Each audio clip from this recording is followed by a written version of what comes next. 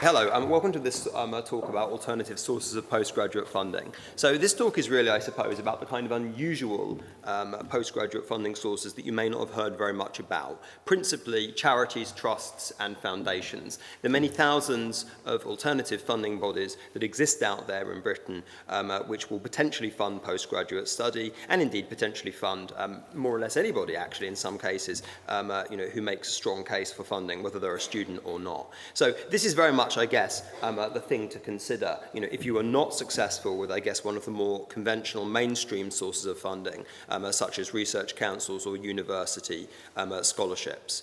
To introduce myself, I funded my entire PhD, in fact, in political history at King's College London, through using these charities and trusts, winning about 40 different awards. I say those numbers not to blow my own trumpet, but to, I suppose, convince you that some of what I'm going to talk about in the next few minutes is actually real, because some of the funding does seem a little bit bizarre on the face of it. Okay, so I guess the first question would be, who is this talk actually aimed at? Well, I would have said that it's really all postgraduate students. Whether you are interested in doing a master's or you're interested in doing a PhD, charities and trusts will potentially be eligible to help you out. In fact, actually charities and trusts in many ways don't mind whether they're funding a master's student, a PhD student, or indeed even an undergraduate student, or indeed even a current or a prospective student. You can apply in advance of your course starting, or indeed during your course as well. Also, charities and trusts can be used by students who are partially funded. So, for example, you might have a partial scholarship from some particular source, or if you are entirely self-funded.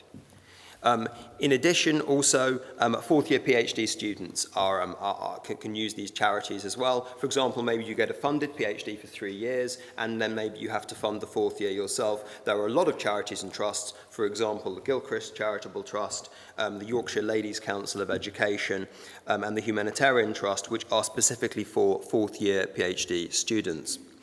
You can also use charities to fund research, travel and conference expenses, those kind of extra costs that you might incur during your master's and PhD. They might be a few £1,000s, maybe per year, they might be more than that. And there are some charities and trusts which exist explicitly to fund those additional kind of courses rather than, say, fees and maintenance, which I suppose are your core course costs.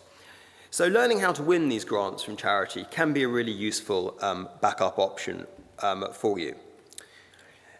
Now, what I'm going to go through in this very, very brief talk, which is only ever going to be a whistle-stop tour, is I'm going to say a little bit more introducing these alternative funding bodies. I'm then going to tell you how to find them, and I'm then going to show you how to initially approach them with an email or letter to make sure that you are eligible to apply to them, and then how to apply to them and some tips, I guess, for applying in the strongest fashion. I should say that this whole talk is based upon a book called The Alternative Guide to Postgraduate Funding, which was the picture of the book that you saw on the introduction slide. Now, you can get hold of a free CD version of the Alternative Guide to Postgraduate Funding, if you haven't already got one today, from the reception at the Aston Webb building. That's the main building where there will be a pile of these CDs here, and that will have a PDF version of the Alternative Guide to Postgraduate Funding 2013 to 2014 there. So by all means, go and scoop up a copy of this book. Take advantage of the fact that the university is effectively offering it for free. That book has everything that I'm talking about in this talk, and also quite a bit more that obviously I couldn't fit in. Now, when I talk about alternative funding sources, I'm principally talking about charities, foundations, and trusts. These words are pretty much interchangeable, I suppose, as far as we're concerned. And what they are simply bodies which were set up and sustained by private individuals for all manner of reasons. You might have some, for example, which were there to promote educational causes, like the Sir Richard Stapley Educational Trust or the St Clement Dane Educational Foundation. You may have some actually that are restricted to specific student groups. So, for example, some charities actually care about, for example, what your parents or even your grandparents actually did for a living. So, for example, there's one charity called the Leverhulme Trades Charities Trust, which will give you up to £5,000 a year for postgraduate study if you are the son or daughter or grandson or granddaughter of a grocer, a travelling salesman, or a pharmacist. With that particular trust, I actually got some funding from that because my father used to sell biscuits in Grimsby in the 1970s. So that's an example of the kind of level of obscurity you can sometimes run into. Vegetarian charity, for example, only funds vegetarian and vegan students. Again, really, really surprising. Why would somebody back something of that kind? There's a pub in Kent which has a charity associated with it, which gives out funding for all of the students who live within, I think, a 7.1 mile radius of the second bar on the ground floor. That's another very, very weird one. And the weirdest one of all, which is completely mad, is called the Royal Golf Charitable Trust, which is run by a man in a golf course in Scotland. And you can go to the golf course, and if you defeat him at a round of golf, he gives you £5,000. This is true. I know he sounds like something in a video game. He's never been defeated because he's really awesome. That said, they're not all mad. I just showed you some of the mad ones to entertain you before lunch. A lot of them are a lot more standardised, like the Stapley Trust, the Sidney Perry Foundation, Roger Sarah Bancroft Clerk Charitable Trust, which will more or less consider any postgraduate applicant. There you go. There's the Stapley Trust that I mentioned, the Vegetarian Charity, and the Lever Home Trades Charities Trust. So I guess the question is, why would you want to apply to this kind of alternative funding? Well, this is definitely a plan B, no question about that. If you can land, say, a full studentship, which will pay all of your fees or all of your maintenance, that is clearly the best thing for you to get. This kind of funding is not as comprehensive as that. We're probably talking about much smaller awards from here. Also, you might use this kind of funding because your research costs, for example, travel and conferences may not be, you may not know what they are, and you may run into additional costs. Also, again, maintenance, things like independent living, obviously rent, food, that kind of thing. Again, not necessarily possible to predict, especially when you are a prospective student and haven't arrived at a university yet.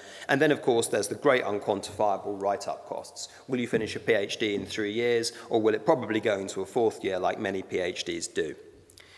I would have said that in the voluntary sector, they really are not at all like research councils, another kind of formal funding that you would probably have come across before. Obviously, research councils, things like the AHRC or the ESRC, which you probably have already heard about today at the earlier postgraduate funding talk, have very, very strict kind of requirements. You have to apply a long time in advance, and they're very academic in their nature. But these charities and trusts, though, there are thousands of bodies, from really big ones, for example, like Oxfam, to the British Heart Foundation, to the Wellcome Trust, down to really, really small ones, which are probably just run by a few volunteers at weekends from a farmhouse, for example. And these small bodies, there are many, many more of the small bodies, are probably the ones that you will be looking at when you come to look at this for postgraduate funding. Now, what about how much you can get? Well, obviously, these charities have got varying budgets. Probably per award, we're talking about something like £500 to £2,000. Some of them are bigger, for example, the Lever Home Trades Charities Trust. But the really, really good thing about charities and trusts is that you can win multiple awards. You can build up a basket full of them. Once you've won one, it's actually easier to win two, to win three, to win many. And so there's a snowball effect. Also, you can win them for each year of your PhD, for example, or I guess part-time masters, if that took a 2-year master's course. So that £1,000 in year 1 might be £2,000 in year 2, £3,000 in year 3, £4,000 in year 4, etc.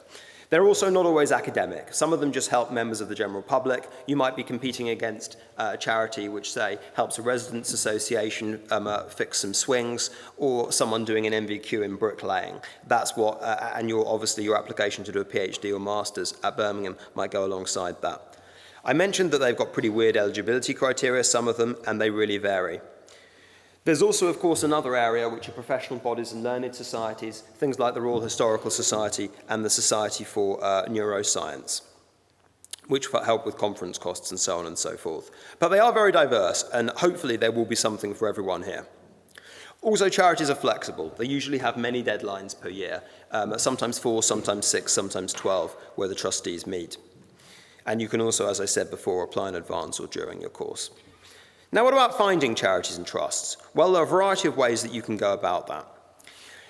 But the main methodology, I think, is to try and spread the net as far as you can. Try and get like a pad of paper and try and find as many charities that you think you will be eligible for at first instance. Because the amount of information that there is available on charities via books and via the internet is not always complete.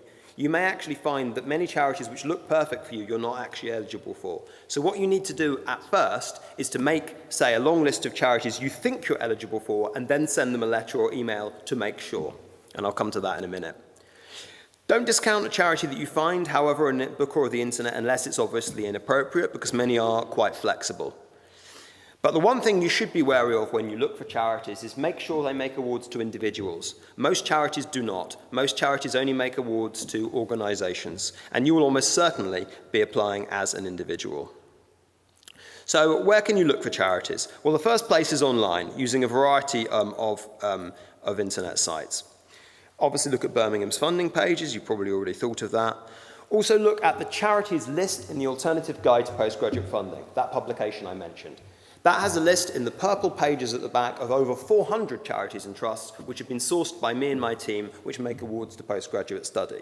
That might be an absolutely ideal place to start, and if you're not looking to raise such a large amount of money, you might get everything you need conceivably just through that list.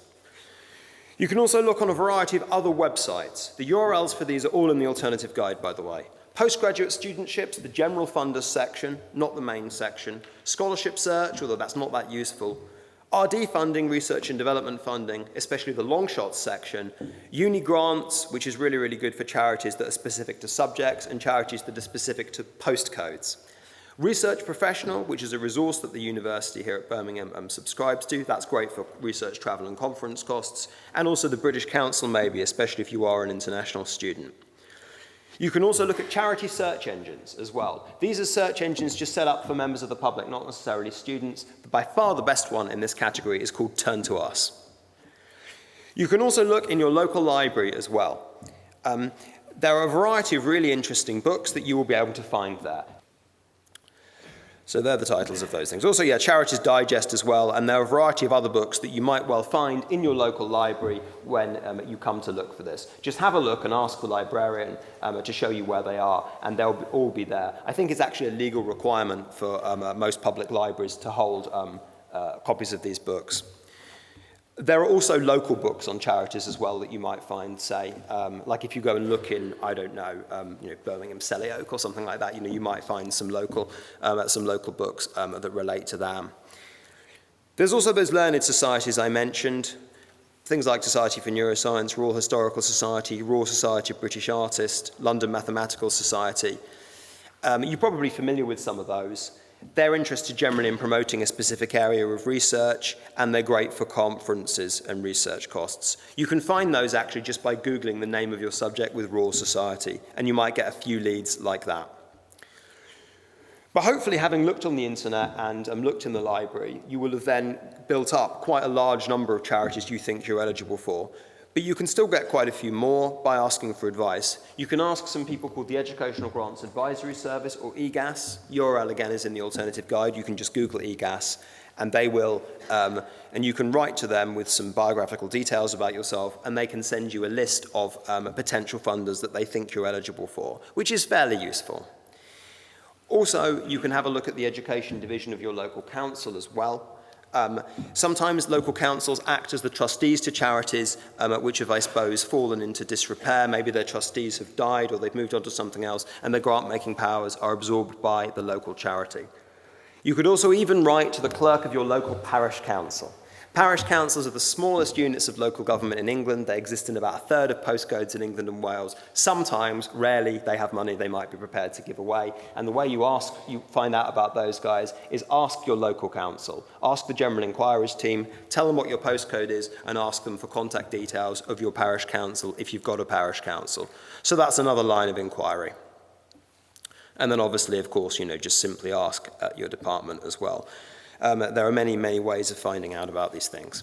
So, you've got this big list now. What are you going to do with it? Well, you've got to try and make sure that you are actually eligible for these charities before you apply to them. So what you've got to do is you've got to write an initial letter or email of inquiry, or give them a phone call, of course, if they have a number. This letter should be very simple. Just state your name, your course, and that you're looking to overcome a deficit in your funding package in this particular program. An example of what an initial letter of inquiry looks like can be found on page 72, I believe, of the Alternative Guide to Postgraduate Funding. But it should be very short and is not the place to advance complicated arguments about your research. It's really just simply to give them enough information to decide whether you are eligible or not. Make it polite, short and certain sounding, and also be prepared to send out quite a lot of letters. In my case, I probably sent out over 100. You don't necessarily need to go that far, but the more you send out, the more potential leads you will get. When you send out letters in the post, though, always be careful to include a stamped self-addressed envelope. That's just an envelope with your address on it and sufficient postage to pay for maybe 6 or 8 sheets of paper that are folded. Probably an A5 envelope is ideal. Obviously, if they have an email address, you can use that, but many charities, shall we say, existed or were run by people from the pre-internet generation, shall we say, and so consequently often do not have websites or email addresses. But what I would say is send out all of those things, emails, letters and stuff, then await results. Lots of charities will not reply to you. Probably 40%, 50% won't. Of those who do reply to you, lots of them will go and whip out some eligibility criteria that you weren't aware of, and you won't be eligible. Some of them will say they only fund organisations and not individuals, and then others may simply say that we don't have any money at the moment, and we're not giving any grants. But from those that do actually get back to you and start and invite you to apply, you have a pretty good chance in most cases of actually getting an award from those bodies. With charities and trusts, the real challenge is finding them and getting them to invite you to apply to them, not so much actually applying to them, like it is with these other scholarships that you've heard about before, from research councils, for example, which are very well known about, but hugely competitive. With charities, it's the opposite. Charities are not so competitive, but are very, very obscure. Now, hopefully when you get some application forms, you need now to decide what to do with them. You need to decide how you're going to fill them in to give yourself the best chance of success. So fill in each section very carefully, obviously, and decide what a charity's priority is. Whether it's your research, whether it's benefit to the wider society, which many charities are interested in, or whether they're interested, I guess, in your kind of career progression. Or maybe whether they're interested in simply helping you because your father was a greengrocer or something like that. Maybe tailor your application to them with the odd couple of lines, but don't go overboard because you want to be able to reuse your statement to a large extent when you apply to other charities. 500 to 800 words, something like that for a personal statement.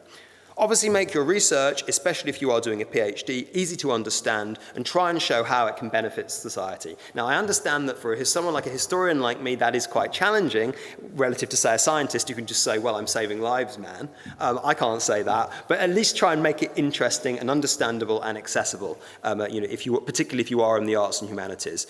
Charities are not run by academics, but well-informed members of the general public, so don't go on about your reassessment of the post-Hegelian dialectic because people won't understand what that is. Try and put it in layman terms. Also, list other charities that you've applied for or you've received money from. Charities like the idea of being in partnership with other funders. They don't like the idea of simply being the sole provider of a particular student. Try and also show a clear financial plan. The charity needs to feel as though it is part of something bigger, that you've thought about how to fund your master's or PhD, that you haven't just opened a book, stuck a pin in it, and applied to that charity. Charities will not respond well to that. Although they are compassionate bodies, they also have to be run like businesses, and they want to be able to fund students who they are very confident will finish their course, because many students, of course, do not finish postgraduate courses that they start sometimes. Also, have a clear vocational aim. Some charities may think that you're doing your course because it's an indulgence. Show that you're not. Show that you're doing it to actually get a job. Right, your financial statement. Now, most charities will ask you for one of these. What this should really be is just actually a table of income and expenses and a list of charities that you're applying for on this academic year, or next academic year, I guess, with the results if known. And you need to itemize your income and expenditure. And you should request an amount based on the deficit between your income and expenditure. I will show you what this looks like in a minute. Okay, so this is a typical kind of financial statement. So you see there on the right, there are other charities that this person has applied for in this particular year of academic study, along with the amount of money and whether the outcome is known or not. In this case, this person's got a £6,000 deficit, and so you should ask, therefore, the charity, I suppose, for an amount based on that deficit. If the charity will give you guidance on the maximum amount of award you can apply for, say £2,000, you will probably want to maybe ask for a little bit less than all of that to avoid sounding greedy. But obviously, if your deficit is bigger than the maximum award that a charity makes, you need to show the charity that you've thought about how to get the rest of it, maybe through listing bodies on that sheet. You will also need references as well, maybe from your supervisor or potential supervisor, maybe someone else at maybe university where you did your undergraduate, anyone you can think of who's sympathetic to your work and is from an established university. References are there to make sure you are who you say you are in the case of Charities. It doesn't really matter whether you've got a Nobel Prize winning professor writing your reference with Charities. Charities get a lot of scammers, as you might imagine, and they just want to make sure that you are the real deal, and obviously a lecturer's reference from a university will help them do that. Be neat and diligent with the forms, obviously, and if you're successful, just write to say thanks, and with a short half-page report at the end of the year. That's not just courteous, but it ensures you'll probably get the money next year if you reapply again. And indeed, of course, you can renew those awards. Right, I've nearly finished, but just some brief golden rules through this I realise, very dense and very whistle-stop tour of the world of alternative funding sources. Golden rule number 1, make sure you're eligible. Make sure that, that you are eligible for this charity by sending that initial letter or email of inquiry. Don't just send an application having just looked at the website, because you'll probably just get rejected because you've missed something. Second, understand the charity's priority and tailor your application just a little bit, but don't go overboard because you might want to reuse substantial parts of your application when you apply to others. If you're doing a research course, keep it simple. Make it layman terms and try and show how it benefits society as well. Also, show that vocational purpose. Make sure that your course doesn't sound like an indulgence, because many people, ignorantly of course, believe that postgraduate study is an indulgence in wider society. Be sure to show them that it jolly well isn't. And also have that clear financial plan to make the charity feel as though it is part of a broader funding picture and that you are a well-organised student and the charity is not simply the recipient of an ad hoc plea for help. Never give up. Well, I suppose I would never say never, but at the same time, every application you make, every initial letter of inquiry you send off is effectively a gamble with your time, a throw of the metaphorical dice, a spin of the proverbial wheel. And the more times you ultimately do these things, the more chances you have of eventually succeeding. I apologise if I was a bit like a machine gun there, but there was a lot to get through, and the guide will have it all in more detail for you to consider at your leisure. No problem. Thank you.